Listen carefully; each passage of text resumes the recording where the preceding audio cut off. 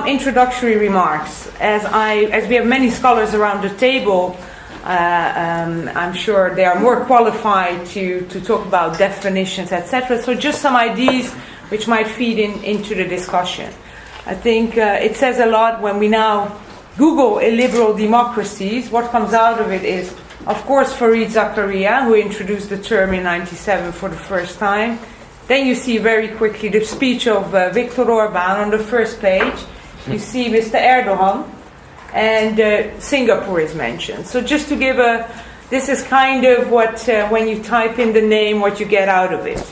It's also typical when those countries, before entering politics, I worked for an institute called the Netherlands Institute for Multi-Party Democracy, set up by 7 political parties in Holland, trying to assist political parties in other parts of the world. And we always said we are working in young democracies. Well, to be honest, some of them were not really what we qualify as democracy. And that's, of course, the pollution of the word. When you look at which countries actually have the name democracy in them, the least democratic countries we have in the world. It's North Korea, which is officially called the Northern Democratic Republic of Korea. It's DRC, Democratic Republic of Congo. So you start to be suspicious when you see the word democracy. It's a pollution. We also all know that nowadays, of course, almost all the countries in the world are holding elections. So elections in itself actually by now don't mean anything. For me, liberal democracy is something where you have regular, free, fair, competitive elections, and perhaps most important, where you don't know the outcome.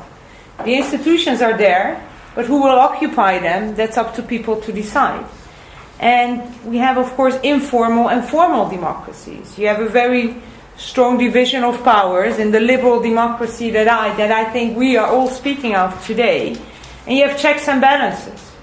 And checks and balances, not only is that Parliament is checking government, but also that there is space for media to check what politicians are doing in order to have citizens well informed to make their well-informed decision again with the upcoming election.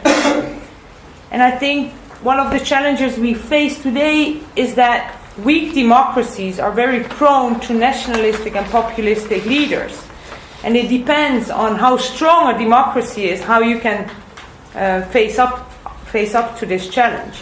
In the Parliament, I'm now rapporteur for Turkey, so for Turkey's accession to the European Union. And unfortunately, it's a very critical and bad example in many ways, because if you look at what President Erdogan achieved in 11 years, he managed to achieve that GDP is from $200 billion a year, $800 billion a year.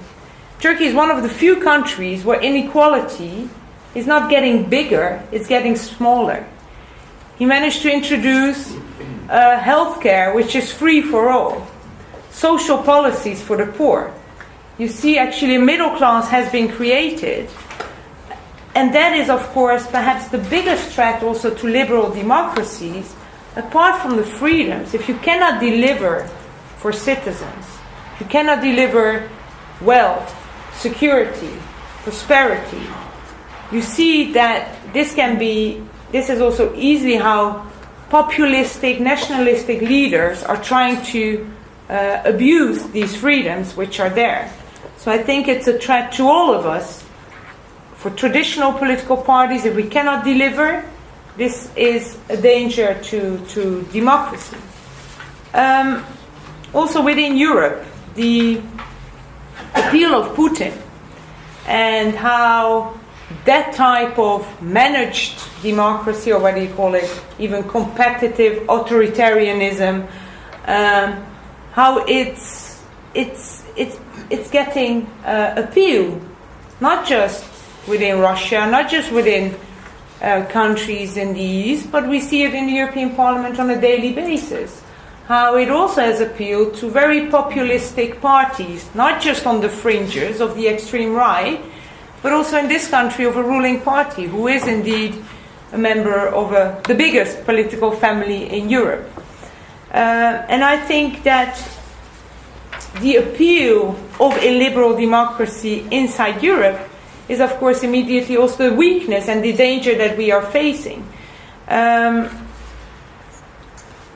Nowadays challenges, I think, is even with free and fair elections, we can have, of course, racist or fascist being elected into government. And then it all depends on checks and balances also within society, how strong they can get. For instance, in my country, we have a very populistic party. It's called the Party of Geert Wilders, who could, in an upcoming election, become the biggest in Holland. And it would be a big loss.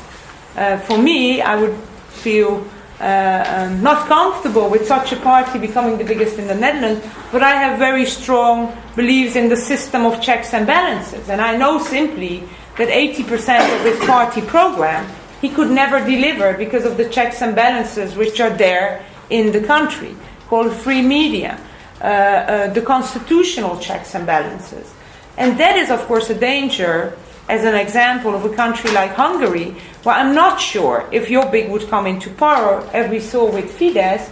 The checks and balances are not strong enough yet in society to protect also what can happen with democratic elections, is that also non-democratic leaders get into power.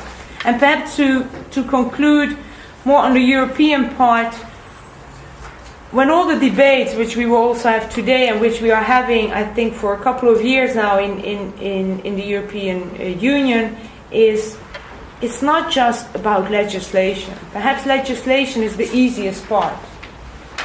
We see it with candidate countries when applying for membership. Now in Europe we all have anti-discrimination legislation in place, and still there is booming discrimination in many countries of the European Union. And that for me is the challenge, how we can actually really change also mentality and culture, and with that the public opinion, which is much more difficult to change in a society than legislation. And in the European Parliament, and that's why I'm happy that we are here across parties today, because I really believe that the only way to fight this challenge is that Democrats unite. And for me, when I criticize, for instance, the Hungarian government, but also a sister party of the Slovak government, who is a social democratic party, many aspects the same criticism, although I agree it's not as structural as here. I'm happy to see in the Parliament more and more that we can, across political party lines, get together, because this is not a right-wing challenge, I think, right-left-wing challenge. I think it's a challenge of Democrats versus anti-Democrats. So I would like to keep it there, and I'm looking forward to the other speeches and the discussion, of course. Thank you.